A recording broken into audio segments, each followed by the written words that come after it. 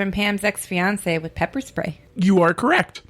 Dwight was notorious for his lack of social skills and common sense, his love for martial arts and the justice system, and his office rivalry with fellow salesman Jim Halpert. I loved his romantic/unromantic relationship with Angela Martin, head of the accounting department. They had a sex contract. Bruder, isn't that a little crass? That's what she said. Bruder, what does crass mean? Gotcha. At various times, Dwight has risen to the position of acting branch manager of the Scranton branch. He was also the vice president of special projects development for the Sabre Corporation, which was the parent company of Dunder Mifflin at the time, but was replaced by Todd Packer at the last minute. The great David Koechner. In the final season, Dwight is finally, after all those seasons of wanting it so bad, offered the position of permanent regional manager. Spoiler alert! Show's been off the air for like 50 years now. Or 7. Whose desk is this? And I'm not touching it, but I'm holding my hands really, really close to it. Okay, well, that is Andy Bernard's desk, played by Ed Helms. Big Tuna! That's what she said. No, Jim was Big Tuna. Andy called him Big Tuna because he once ate a tuna sandwich. That was back when Andy was regional director in charge of sales at the Stanford branch of Dunder Mifflin. You can call him Nard Dog. Right. Later in the series, Andy took over for Steve Carell's character, Michael Scott, as regional manager. I thought he did a great job. Andy became regional manager at the Scranton branch, courtesy of Robert California, James Spader. following the departure of D'Angelo Vickers. Will Ferrell. Do you people even need me? You seem to know it all. Oh, we don't know it all. Only JL knows it all. I don't know much about history. Don't know much biology. Stop it. I know for a fact you don't take French at all, so cool your jets. It wasn't the Jets, Laura. It was Sam Cooke. That's what she said. Easy there, buddy. I don't even know why you're here. It's not like you're a super fan or something. I don't listen to the show. We know. Or do you? Brooder. Brooder. I don't understand what is going on here. So let's keep talking about Andy. He got temporarily fired and replaced by Nellie Bertram. Also known as Donna from Doctor Who. Why did JL get that line? Because I know things, Laura. Yeah, he's the know-it guy. Yeah. I've already said once in here I like Doctor Who. Yeah, but did you know who that was? Yes. Well, obviously you didn't, because you didn't say it. Are you guys going to do this all tour? Probably. Andy's character is insecure, probably due to a strained parental relationship, and often references his education at Cornell University, where he was part of an a cappella group. Oh, like in that movie with Fat Amy. Pitch Perfect? I don't know. I just like Fat Amy. Andy has severe anger management issues and several failed relationships with accountant Angela Martin and receptionist Erin Hannon. Played by Angela Kinsey and Ellie Kemper, respectively. Let's talk Michael Scott. I agree. It's his character that really made the show. Yeah, it really went downhill fast after he left. That's what she said. I really don't know how he kept his job. Michael Gary Scott always had a desire to be liked. This may have stemmed from his relatively difficult childhood of loneliness. He has little family, except one time he did hire his nephew, Luke. I'm waiting. Waiting for what? You know what. No, I don't. I believe you do. I have no idea what you're talking about. If you're waiting for me to tell the listeners that Luke was played by Evan Peters, most notably known for American Horror Story and the X-Men films, I refuse to do it. Your loss. No, you're lost. He was also in Kick-Ass. I remember Luke. He was an intern, but was incompetent and rude. Michael Scott ends up spanking him in front of the whole office. That was hot. In a weird sort of way. Michael actually started at Dunder Mifflin as a salesman in the 1990s. Michael tells Ryan, played by B.J. Novak, that he became a salesman because he loved to make friends. Even though he was promoted to regional manager at a young age, he continued to treat work-related relationships as personal friendships. Michael is often shallow, callous, ignorant, and unaware of his basic social norms. Like, how did he even keep his job? How do you keep your job? How rude. That's what she said. Michael often overestimates his importance in the eyes of his coworkers and cannot understand why they do not share his enthusiasm. Despite all his faults, he is loyal and tries to help his employees when he thinks they are having a problem. Oh, I would hope so. He has worked here 9,986,000 minutes. So, like, sometime since 1992. JL's constant desire to be the center of attention often manifests itself in selfish behavior. What? What? You said JL's constant desire to be the center of attention often manifests itself in selfish behavior. No, I didn't. Yes, you did. I heard it too. I'm pretty sure I said Michael's constant desire to be the center of attention often manifests itself in selfish behavior. For example, remember when he burnt his foot on his George Foreman grill? Yes, I remember. Oh, he expected Pam and Ryan to tend to his every need, even though Dwight had a much more serious concussion.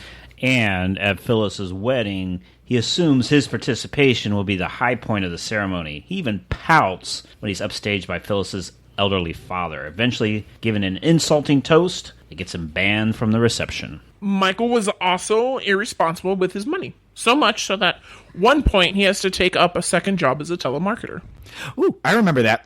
Then Oscar, played by Oscar Nunez, makes a chart of Michael's spending habits and tells him he is spending too much money on things like multiple magic sets and professional bass fishing equipment. And if I remember right, Michael is forced to declare bankruptcy, which he thinks only requires him standing up and shouting, "I declare bankruptcy!" I declare I'm a millionaire! If only that'd work! One thing that was funny in the show was when Michael was wronged. He is quick to take offense, and his response is often way worse than it has to be. Like kissing Oscar as an apology for calling him an insensitive term. But for all of his faults, Michael is a hopeless romantic. Yeah, first there was Jan, his boss, but she turned crazy. He met Holly, though. They are perfect together. True. He ended up quitting Dunder Mifflin and moving to Boulder, Colorado to help her take care of her ailing parents. They got married and had 4 kids together. Then the governor, John Hinkenlooper, appointed Michael Scott as director of paper distribution in the Department of Natural Resources. Bruder! Good job. That's what she said. Why is there fake puke on the floor over here? That is a prop for Michael Scott's Dunder Mifflin Scranton Meredith Palmer Memorial Celebrity Rabies Awareness for Fun Pro-Am Race for the Cure. The race he held after he ran over Meredith with his car. You kept the puke prop? Puke prop? Let me touch it. Sabrina, no! It's just plastic anyway. I don't know why Steve Carell left the show. It was better with him. Apparently, he didn't want to leave the show. He had told the network that he was going to sign for another couple of years. The network never contacted him when his contract was up. So after the deadline came for when they were supposed to give him an offer, they still hadn't made him an offer.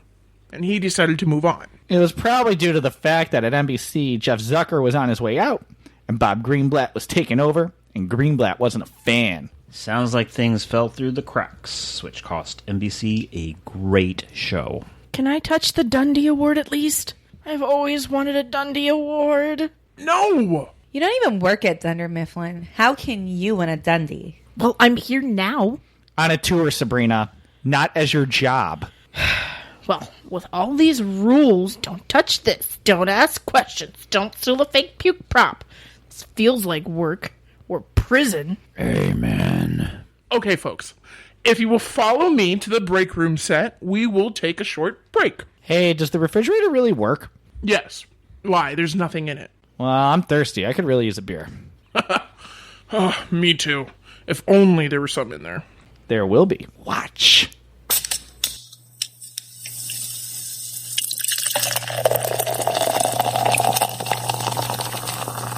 JL Beer Cooler, it's cooler than you think. JL beer cooler. It's cool enough to drink. It's cool enough to drink. Yeah. What did you get in there? That's what she said. Oh, look at this. We got Sweetwater Extra Pale Ale 420. Yay. Yeah, they drank that on an episode of The Office, so, it makes sense that it be in the cooler. Is it a Pennsylvania beer? No, it's a Georgia beer. It was done later on when Robert California was on the show, and it was in the episode After Hours when they go to Georgia. Oh, that's pretty cool. It's a can of beer, Laura. We all know you're not going to like it. It's okay. Yeah, it's great. Well, the label's pretty sweet. So stay tuned to the end of the show when we rate the beer. The rating's based on a 6-pack, 1 being the worst, Laura, 6 being the best, JL. This makes sense to everybody but one lone Canadian in Kissimmee. Okay, what about Jim and Pam? Can we see where Jim and Pam sat? Sure. Jim sat here across from Dwight, and Pam started as a receptionist and then moved to sales and then created her own job as an administrative assistant. Here's a little ditty about Jim and Pam, 2 American kids growing up in Scranton. Oh, yeah! Don't do that. You embarrass yourself when you do that. You mean I...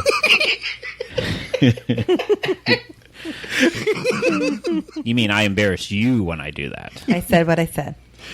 Oh, you embarrass all of us when you do that. Touche. Pam played, By Jenna Fisher. was shy, assertive, but amiable and artistically gifted. The will they or won't they tension between Jim and Pam is a driving storyline in the beginning of The Office that spanned much of seasons 1 to 3. In season 4, they begin dating. By season 6, Jim and Pam are married.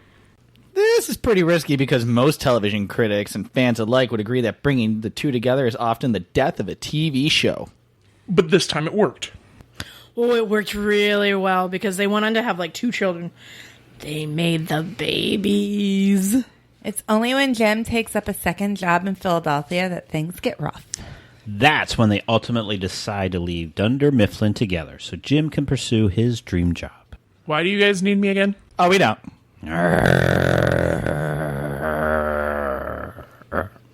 Anyway, like I said, Pam was originally meek and passive, but she grew more assertive as the seasons passed. What about Roy? What about Roy what? Did Roy grow more assertive as the seasons passed? Well, no. That's a dumb question. Roy wasn't on the program that long. I know. I was just trying to make Jenny feel useful. Oh, gotcha. Gee, thanks. As we all know, Pam and Roy were dating for 8 years and engaged for 3 years before Jim. Their long engagement was one of Michael's running gags and a sore spot for Pam. What do you have on Jim? What do you have on Creed? Creed?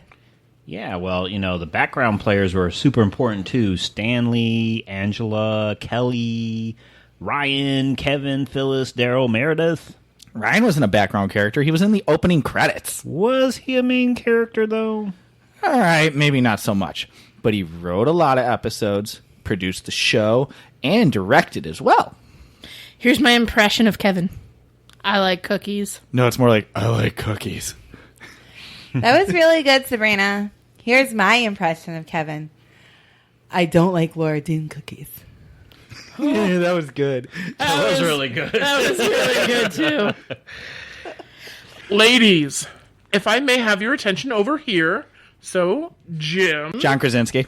Yes, the very same man who put staplers in fish bowls. Wait a minute. Why is there a stapler in a fish bowl? Who messed with this? It's supposed to be in Jell-O.